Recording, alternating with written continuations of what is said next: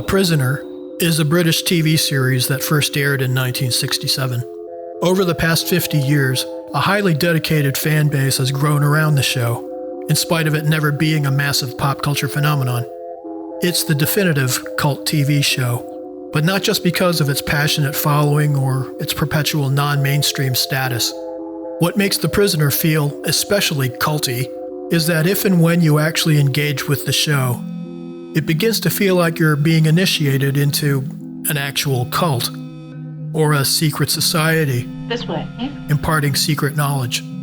The show is packed with cryptic symbols, arranged within multiple levels of interconnecting patterns that seem to have been deliberately formulated to alter the consciousness of the attentive viewer. Television shows don't really do that.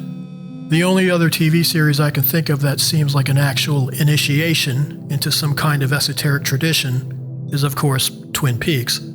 These shows openly invite the audience to actively decode everything presented.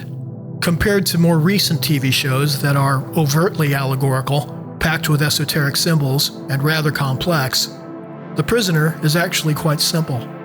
An unnamed man resigns from some high-level government position, presumably in intelligence. He is then summarily kidnapped and spirited away to a quaint little village known as The Village. It's unclear exactly where the place is and who runs it. What is certain is that our newfound prisoner can't escape. He has important information that is vital to security. Whose security exactly is impossible to say. And the security apparatus that runs the village is intent on extracting this information from him. His nemesis is the ever-changing upper-level manager of the village, known as Number 2. The identity of Number 1, whoever or whatever is actually running the village, is a question that persists throughout the series, and it's something that I'll attempt to answer in this essay. As for our unnamed protagonist, he is now referred to as Number 6. Number what? 6. For official purposes, everyone has a number.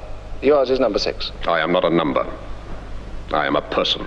Each week, a new Number 2 employs a new scheme to break the will of Number 6, utilizing surveillance and psyop techniques that recall George Orwell and Aldous Huxley. And when that fails, there's always Rover, emblematic of the show's surreal, Kafkaesque characteristics. Looking at The Prisoner in this way, it's clear that the show can be observed from at least two different levels. It's a socio-political critique of real-world developments, and it's also an allegory addressing metaphysical and spiritual concerns. Do you regard the village as an external thing or something that we carry around with us all the time? It was meant to be both. The external was the symbol, but it's within us all, I think, don't you? Let's first look at the show from the political angle.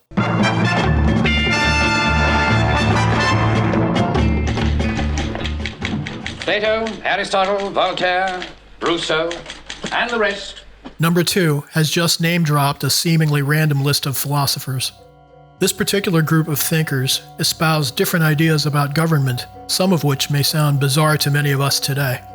The first 3 mentioned here, Plato, Aristotle, Voltaire, all believed that democracy was a lousy idea, easily corrupted and susceptible to mob rule, and they instead favored monarchy, aristocracy, or an enlightened elite headed by a philosopher king. In Dance of the Dead, Number 6 is put on trial before 3 decidedly undemocratic heads of state, Julius Caesar, Napoleon, and Elizabeth I, who reigned over what is considered the first surveillance state, employing a vast network of spies. Number 6 himself used to work in Her Majesty's Secret Service. It's not an accident that the address of his London home is 1 Buckingham Place, which is a real place. I've been there. In the opening title sequence of the show, there's a quick shot of Number 6 driving away from Buckingham Palace, the home of Queen Elizabeth II.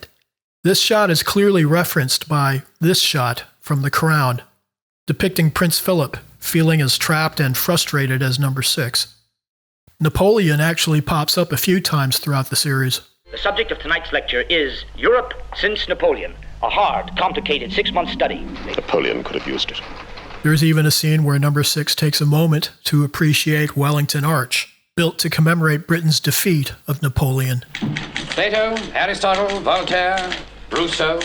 Jean-Jacques Rousseau, unlike his predecessors, was a firm believer in democracy. Only his idea of democracy was direct democracy, where everyone voted on all issues. He opposed representative democracy as we know it today, with its elected officials and bureaucrats. In the episode Free for All, number 6 is drafted to run for public office in an election that will decide who will be the next number 2. Media manipulation, empty slogans, and a mindless mob mentality all feature in this stinging critique of the election process, and perhaps even the two-party system, which is portrayed as a choice between 2 candidates, neither of whom will make any real difference in the running of the village. Another aspect of Rousseau's idea of democracy that some people might find odd is his emphasis on what he called the general will, the collective interests of a community that Rousseau felt superseded individual liberties. In the episode A Change of Mind, number 6 is declared unmutual by his fellow villagers. He is condemned, harassed, and completely ostracized by a community that's descended into groupthink. Unmutuals are also subjected to a process of denunciation and rehabilitation that recall struggle sessions in Maoist China. They're right, of course. They're right, of course. Quite right. Quite right. I'm inadequate. I'm inadequate. I'm truly grateful. I'm truly grateful. Believe me. Believe me. Believe me. Believe me. Believe me. Believe me. Believe me. Believe me. Believe me. Believe me. Believe me. Believe me. Number 6 is not a fan of revolutionary socialism, and representative democracy hasn't worked for him either. Unlike me, many of you have accepted the situation of your imprisonment and will die here like rotten cabbages. Keep going, beloved. And he despises authoritarianism. Perhaps number 6 is an anarchist. Without their discipline, we should exist in a state of anarchy. Hear, hear. You do yourself no good, prisoner. Number 6 is unshakably defiant, but he's up against something just as relentless and with more resources. I will not be pushed, filed, stamped, indexed, briefed, debriefed, or numbered. My life is my own. Is it?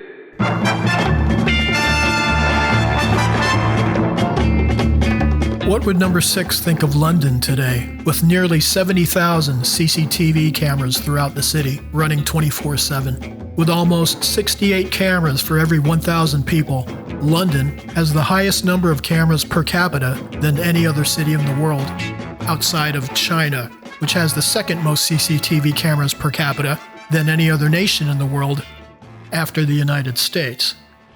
It doesn't matter which side runs the village. Both sides are becoming identical. This is the pattern for the future. The whole earth as the village. That is my hope.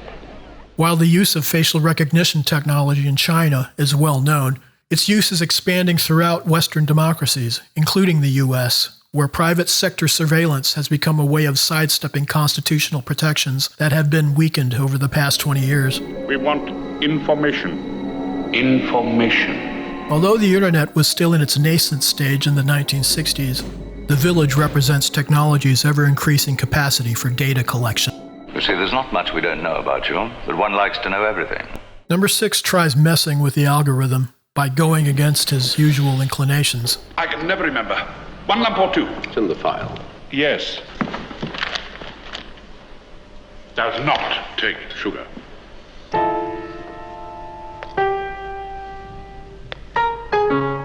This tiny act of resistance is something that you've probably done yourself whenever you deliberately alter your online behavior so that the algorithms gather inaccurate and irrelevant information about you. There are browser extensions that can help you do this. We add to their confusion. You see, they don't believe anything we say or do or intend to do. If you can't stop the powers that be from gathering information, you may as well have fun with it.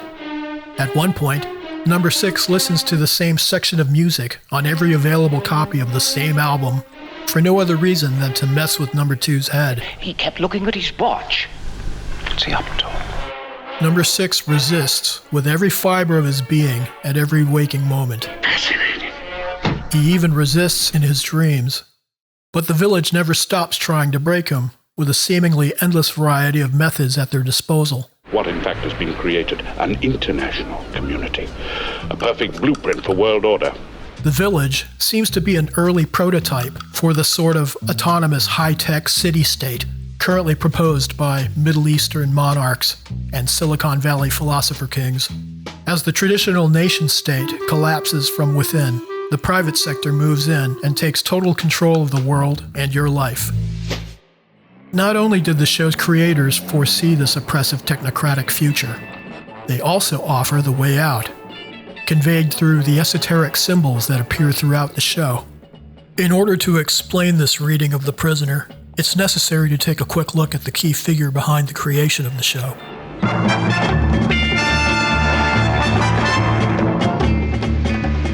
It's widely acknowledged that the driving force behind The Prisoner was its star, Patrick McGoohan. He served as executive producer, co-creator, as well as director and writer of several key episodes. McGoohan was a private person and didn't reveal very much regarding his own beliefs, nor of the meanings embedded in The Prisoner. While we can't know what went on in his head, nor which aspects of the show are attributable to him and not to his many collaborators, McGoohan did state that The Prisoner was allegorical, and he invited viewers to arrive at their own conclusions. I think it's marvelous. If they understand it, please pass the understanding on to me. I'd love to know what it's about. Growing up, McGoohan received a strict Catholic education from primary school through college. His mother wanted him to become a priest, and he fully intended on studying for the priesthood until he reached the age of 16 and discovered acting at the St. Vincent's Dramatic Society. I wonder if during his formal education, McGoohan was made aware of the historical interplay between the English theater and the Catholic Church. For centuries, the performance of plays was banned by the Church up until the 13th century, when the Church itself began staging public plays in order to dramatize Christian teachings to an illiterate population. One of the key allegorical plays from this period was The Summoning of Everyman, a morality play featuring a protagonist called Everyman, and a cast of anthropomorphized concepts: fellowship, wisdom, strength, beauty, etc. I can't confirm that McGoohan or producer David Tomlin had this allegorical play in mind when they named their production company Everyman Films Limited, but it's a possibility worth considering in light of the allegorical nature of The Prisoner, the company's one and only production. I made my son a priest. Although McGoohan never became a priest, he did end up portraying a number of priests on stage, most successfully as the title character in the Henrik Ibsen play Brand. I have taken upon myself the salvation of the world. That is my work. Brand is a headstrong, highly individualistic priest, butting heads with everyone else in the village. Especially the senior church official, who seems like a prototype for number 2. Every man must curb his individuality, humble himself, and not always be trying to rise above his fellow men. The man who fights alone will never achieve anything of lasting value.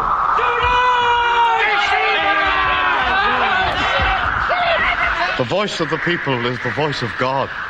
McGoohan had great success with Brand in 1959. Later in his career, he had plans to revive the role on stage and even produce a film version, but neither ever happened. It does seem that his greatest performance on stage may have had a considerable influence on The Prisoner. Both are allegories featuring a lone idealist struggling against a fallen world. Brand and number 6 even seem to share the same wardrobe. What are you doing? The play ends with Brand calling out to God as an avalanche rushes towards him, and the last thing we hear is a thunderclap.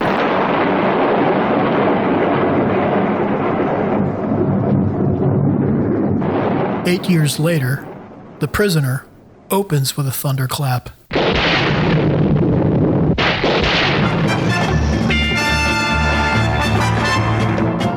In this interview, McGoohan at first rejects the suggestion of an overt religious meaning behind the show. Mr. McGoohan, my question deals with religion.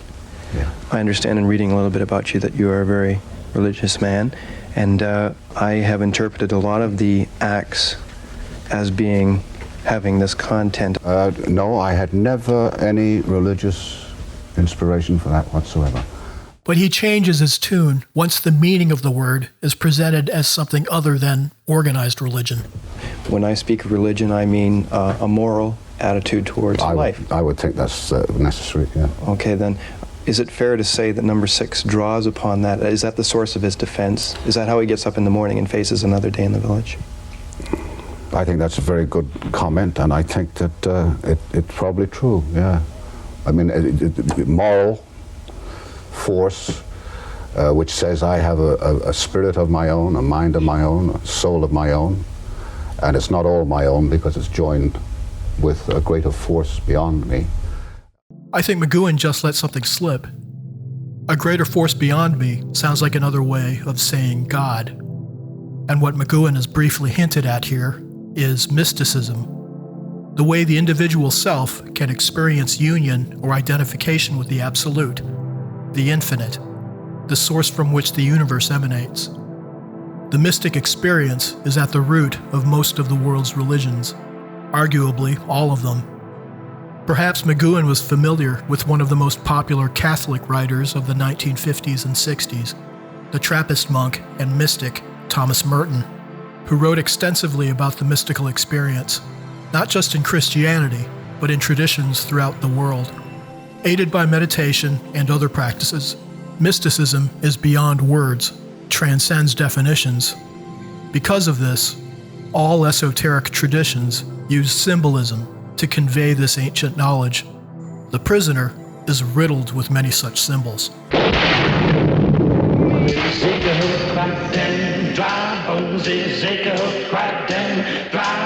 The gospel song Dry Bones figures prominently in Fallout, the final episode of The Prisoner. The song refers to the book of Ezekiel, which is the basis of Merkava mysticism, an ancient form of Jewish mysticism. Merkava refers to the chariot that Ezekiel sees in the sky. The penny farthing bicycle, featured throughout the series, is often interpreted as a symbol for failed progress. But could it also be a chariot, especially with the unusual addition of a canopy? In the episode Free for All, we are introduced to what is supposed to be a tavern and distillery, but which also looks like the medieval laboratory of an alchemist, populated with alembics. Could our bartender actually be Albertus Magnus, mystic, scientist, and alleged alchemist? He's a brilliant scientist, just does that for a hobby. The typeface used exclusively throughout The Prisoner was named after Albertus, whose experiments with photosensitive chemicals like silver nitrate went on to be the basis of photography and the very medium through which The Prisoner was created. In Hinduism, the creator god Brahma is often depicted sitting on a lotus. The opening title sequence of The Prisoner features number 6 sitting in a lotus. In Freemasonry, the juxtaposition of black and white on a chessboard represents the duality inherent in material reality, which is considered illusory. This pattern can also be seen in this Masonic tracing board, intended for the entered apprentice. This shot, from Many Happy Returns, is clearly a depiction of this Masonic symbol, with the plant and clock standing in for the pillars. Just the way the camera dollies into number 6's face before the shot alerts the viewer to pay attention to the subsequent image.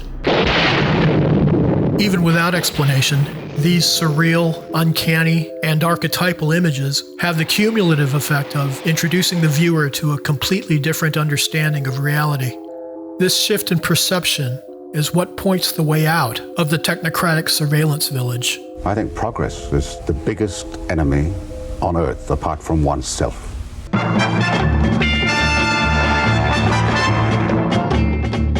In the penultimate episode of the series, Once Upon a Time, number 2 subjects number 6 to a brutal psychological procedure called Degree Absolute, in which number 6 relives key moments in his life. You are a member of the village. Now you are a unit of society. Number 2 is attempting to dissect all the elements that comprise one's sense of self. He ultimately fails. Even after all of that psychological violence, number 6 remains intact. Surviving this trial by fire, this dark night of the soul, number 6 is becoming fully individuated and self-realized, and now he is one step away from knowing who is number 1. But he must undergo one more trial. Take the stand. Address us. Should I? You must. You are the greatest. Make a statement. The powers that be invite him to speak his mind.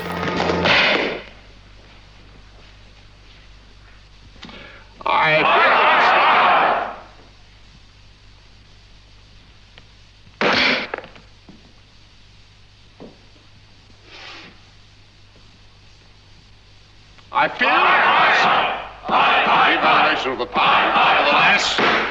This scene from Fallout, the final episode of the series, demonstrates how the conventional idea of the self, the ego, the I, is merely a construct, an echo chamber. I feel that despite capability of Christendom, Or in the words of cognitive scientist and author Douglas Hofstadter, a strange loop. It is not the true self. Number 6, who is now numberless, gains access to number 1. I will not be pushed, filed, stamped, indexed, briefed, debriefed, or numbered. His personal manifesto from the first episode plays on repeat in the background, as does that elusive word, I.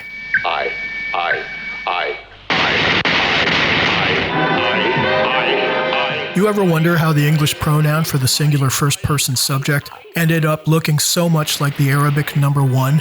No other language does this.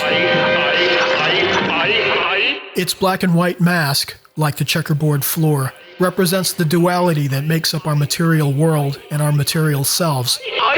The underlying monkey mask, of course, represents biological evolution. And finally, the mirror image of the physical self, the false self, the ego which has kept the prisoner trapped in duality, the phenomenal world of polarities, light and dark, good and evil. The battle that ensues is actually the battle within. Ego death can take a little work.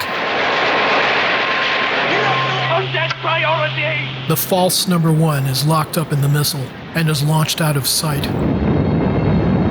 Meanwhile, Rover, the prison guard that lives in our heads, deflates into nothing like the Wicked Witch of the West. Meanwhile, the prisoner finally escapes the village.